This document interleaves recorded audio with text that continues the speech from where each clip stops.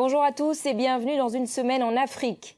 Au sommaire de cette édition, la visite du secrétaire général de l'ONU Ban Ki-moon dans la région des Grands Lacs et notamment en République démocratique du Congo où les combats ont repris entre armées et rebelles du M23. Toujours en RDC, reportage rare sur ces femmes et ces enfants violés par des soldats de l'armée régulière. Témoignages poignants de victimes, mais aussi de certains de leurs bourreaux à suivre. Et une série télévisée sur le sida en Afrique du Sud qui fait un véritable buzz dans un pays où 20% de la population adulte est atteinte du virus. Ban Ki-moon, le secrétaire général de l'ONU, s'est rendu dans la région des Grands Lacs. Son périple a commencé en République démocratique du Congo, dans un contexte trouble. Depuis lundi et après des mois de trêve, les combats ont repris entre armées gouvernementales et rebelles du M23. Et ce, alors qu'une nouvelle brigade d'intervention de l'ONU de 3000 soldats a commencé son déploiement. Valériane Gauthier. Goma, c'était l'étape la plus délicate de la tournée du secrétaire général de l'ONU. Car depuis lundi, l'armée régulière et le M23 s'affrontent violemment dans cette province du Nord Kivu, au point de faire fuir plus de 30 000 déplacés. Pour contrer les rebelles, l'armée a consolidé ses positions, comme ici à Kibati, transformé en camp militaire après la fuite de ses habitants. Les soldats sont déterminés à reprendre le contrôle de cette région riche en minerais. Ce pays, c'est à nous, c'est ici qu'on sera enterré. On est là pour défendre les intérêts de la nation. Le Congo est notre vie, c'est notre pays.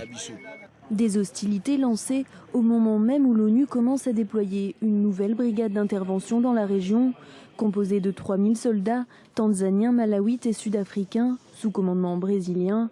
Dotée d'un mandat offensif, elle a pour mission de combattre les groupes armés dans l'est de la RDC, le M23 en tête. Ban Ki-moon est convaincu que ces hommes pourront changer la donne. Le Conseil de sécurité a récemment renforcé le mandat de sa force de maintien de la paix. Je suis sûr que cela va amener la paix et la sécurité dans l'Est.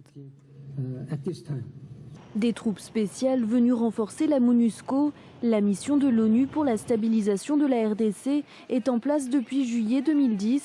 Forte de 17 000 casques bleus, elle est principalement chargée de protéger les civils et de soutenir le gouvernement dans ses efforts de consolidation de la paix.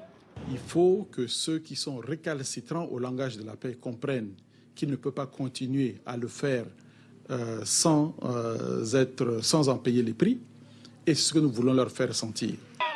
La rébellion du M23 est composée d'anciens militaires congolais, soutenus selon des experts des Nations Unies par l'Ouganda et le Rwanda, deux pays qui sont justement au programme de la tournée de Ban Ki-moon.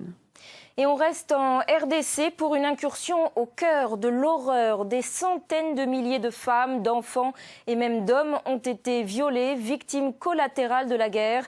Des viols qui ne sont pas le simple fait des rebelles, mais aussi parfois des soldats de l'armée régulière. Le traumatisme est profond et l'impunité prévaut pour le moment. Nos reporters se sont rendus à Minova, dans la province du Kivu. Témoignages croisés de victimes et pour la première fois de certains de leurs bourreaux.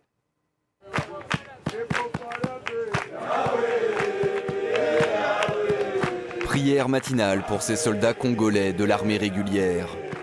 Dans son sermon du jour, l'aumônier tente de les sensibiliser sur leur mission. Défendre le faible, protéger les civils, dans cette région déchirée depuis des années par des guerres sans fin. Un sermon tardif. La plupart de ces soldats sont soupçonnés d'avoir commis les crimes que l'homme d'église dénonce. Novembre 2012, les rebelles du M23 attaquent la ville de Goma. Débordée, l'armée congolaise reçoit l'ordre de battre en retraite. Les soldats trouvent refuge à 50 km de là dans la ville de Minova, une ville commerçante et prospère, relativement épargnée jusqu'ici par les combats. Babibi ya basoda balikuwa wanapita sana mbarabara biko wanasema mkimbie sana mkimbie. M23 imeingia na imefika Minova wako wanaua wamama na kubaka wamama. Ce n'étaient pas les rebelles du M23, mais l'armée régulière, des soldats congolais. Furieux et humiliés d'avoir reçu l'ordre de battre en retraite, les obligeant à laisser leurs femmes et leurs enfants derrière eux à Goma, aux mains des rebelles. Habakutungoesha, bananza tupiga, banatupiga. batatu bawili balipitaka huku kunjia bwanamke, na umoja akasema yeye hatapita mbuchafu ya wenzake, akaingiza humu njoo kenda nikokotea chini kitofu, nikasikia mimi nataka kufa. La ville et les villages alentours vivent l'horreur. Une frénésie destructrice s'est emparée des soldats. Kwangu mimi pekee kwa Lisabila ni bakaka wanamuke 53.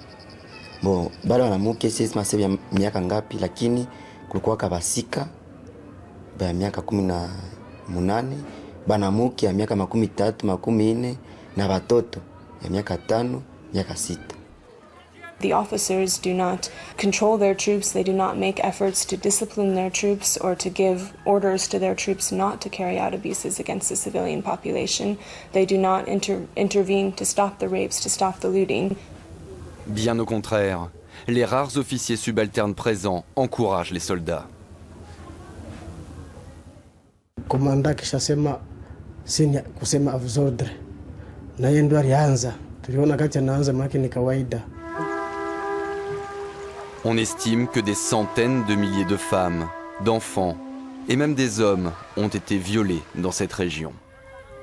Il y a bien eu quelques procès, mais malgré les preuves, les femmes qui ont risqué leur vie pour témoigner voient le plus souvent leurs tortionnaires sortir libres.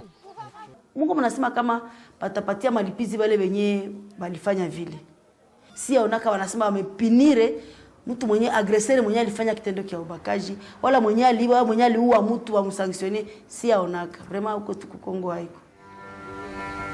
Cette impunité des soldats pourrait ne plus durer. Des procureurs de l'armée collectent des témoignages sur les événements de Minova en vue d'un procès. Nous avons aujourd'hui non seulement le droit, mais aussi le devoir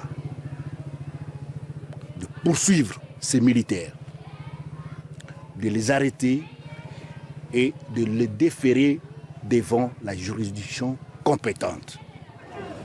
Une jurisprudence permet d'inculper les officiers responsables des troupes qui ont commis des crimes lorsque les identifications individuelles sont impossibles.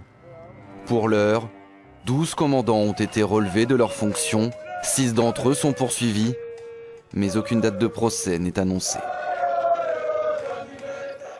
C'est devenu un phénomène en Afrique du Sud. Une série télévisée fait un véritable carton. Ses thèmes de prédilection, la vie, la mort et surtout le virus du sida. Il touche près de 20% de la population adulte sud-africaine. La série aborde le sujet de manière très directe tout en posant les bonnes questions et cela plaît.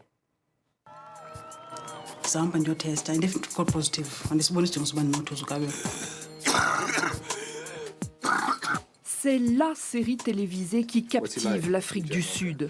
Une série qui parle du sida de manière inédite, sans fausse pudeur.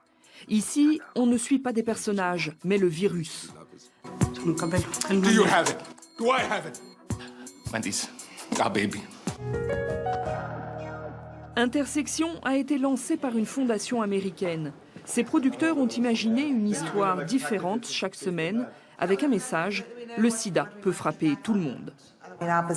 Notre position n'est pas de dire « n'ayez pas de rapport sexuel » ou bien de faire la morale, mais c'est de dire « soyez prudents et protégez-vous ». C'est l'idée de départ d'Intersection. La seconde saison d'Intersection a débuté en février. Chaque semaine, Karabo et Mnikelo sont devant leur télévision, comme 1 million de Sud-Africains. Cette série sur un sujet d'habitude tabou est devenue le 2e programme le plus regardé dans le pays.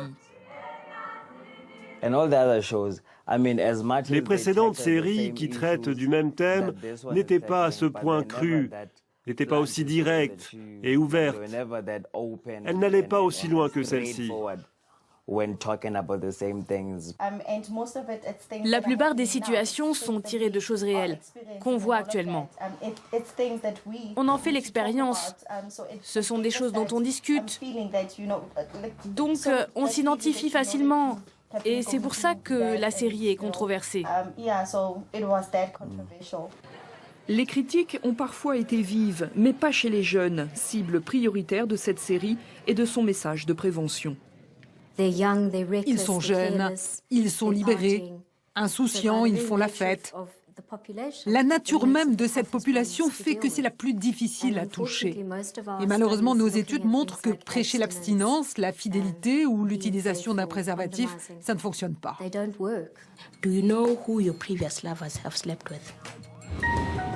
Aujourd'hui, en Afrique du Sud, près de 20% des adultes sont séropositifs. Et ultime hommage du Nigeria à Chinua Achebe. Il était considéré comme l'un des pères de la littérature moderne africaine. L'écrivain nigérian s'est éteint en mars dernier aux États-Unis à l'âge de 82 ans. L'auteur du célèbre roman Le monde s'effondre a été enterré ce jeudi dans sa ville natale. Et c'est la fin de ce magazine. Merci de nous rester fidèles. D'autres infos à suivre sur France 24 et sur france24.com.